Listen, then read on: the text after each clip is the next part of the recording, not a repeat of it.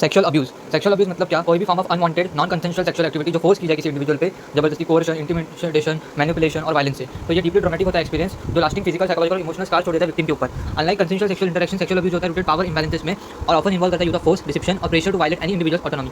This form of abuse can affect anyone, किसी को भी अफेक्ट कर सकता है regardless of age, gender, social background and ये widely recognised civil human rights violation में। Despite this prevalence many survivors remain silent due to shame, fear, societal stigma और they believe that they will not be believed, है ना। ये इतना prevalent है लेकिन फिर भी जो लोग इसके शिकार होते हैं वो साइलेंट रहते हैं क्योंकि उनको शेम होता है, फियर होता है और सोसाइटल स्टिग्मा का डर लगता है। फिर उनका बिलीफ होता है कि कोई उनकी बात नहीं मानेगा। तो एड्रेस करना इन सेक्सुअल अब्यूज़ को एक रिक्वायरमेंट है जिसमें strong legal protections, mental health interventions, education, awareness, ये सारी चीज़ें जरूरी है ताकि प्रिवेंट कर सके फ्यूचर केसेस और सपोर्ट कर सके सर्वाइवर्स को। फिर टाइप्स ऑफ सेक्सुअल अब्यूज़ क्या है? Child sexual abuse involve any form of sexual activity with minor who is unable to legally और कॉग्निटिवली कंसेंट, है ना। जो कंसेंट नहीं दे सकते उन बच्चों के साथ भी ये लोग ऐसा करते हैं। It includes touching, fondling, exposing a child to pornography, engaging a child in sexual acts और ऑनलाइन सेक्सुअल एक्सप्लॉयटेशन।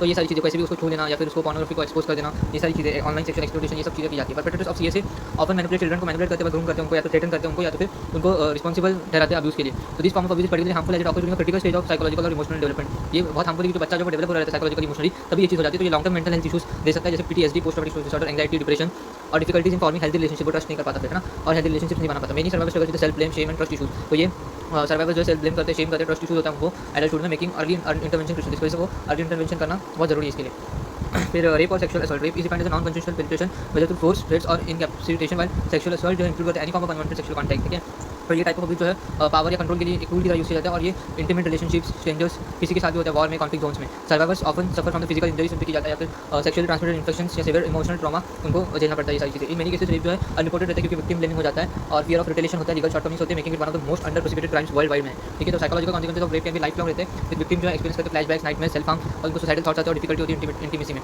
फिर इंसेस्ट मतलब सेक्सुअल अब्यूज़ ऑफ फैमिली और often one of the most hidden and unreported forms of abuse. ये बहुत hidden और unreported forms of abuse family में होता है। सेक्सुअल अब्यूज़ को अंदर मतलब फैमिली के अंदर से कोई कर लेता है, ठीक है। तो it can involve parents, sibling, extended family members और guardians and is especially damaging due to the violation of trust and security that family relationship are mean to provide, है ना। जो फैमिली रिलेशनशिप को ट्रस्ट और security देना चाहिए वही damage हो जाता है फैमिली से। तो survivors of incest frequently experience severe guilt होता है, कंफ्यूजन होता है, आइसोलेशन होता है, as abuse often occurs in an environment where they are dependent on the perpetrator for emotional और financial support. Many survivors develop long term psychological disorders including dissociation, self destructive behaviour and difficulties forming relationships. Since incest often considered होता है family के अंदर, survivors जो struggle करते हैं support के लिए, वैलिडेशन के लिए और उनका ट्रॉमा जो और डीपर होता जाता है। सेक्सुअल हरासमेंट क्या है? Unwanted sexual advances, inappropriate comments और coercion commonly occurring work places, education institutions and public spaces. अलग फिजिकल असॉल्ट, सेक्सुअल हरासमेंट जो होता है ऑफन साइकोलॉजिकल या वर्बल होता है बट इंपैक्ट करता है विक्टिम के मेंटल हेल्थ पे, करियर पे और सेंस ऑफ सेफ्टी पे, जो कि सिग्निफिकेंट है। वर्कप्लेस हरासमेंट में जैसे कि क्विड प्रो क्यू सिचुएशंस होते हैं जिसमें अथॉरिटी का डिमांड करते हैं sexual favours in exchange for professional benefits. In education setting में स्टूडेंट में face harassment from teachers, peers और फैकल्टी मेंबर्स जो उनकी एकेडमिक परफॉर्मेंस को अफेक्ट करता है और इमोशनल वेलबींग को। Sexual harassment often both unreported due to fear of losing a job, academic setbacks और believe that nothing will be done, making strong institutional policies and awareness campaigns essential. तो इसके लिए institutional policies और awareness campaigns essential है क्योंकि sexual harassment जो है report नहीं होता जॉब के छूट जाने की वजह से, एकेडमिक सेटबैक्स की वजह से या फिर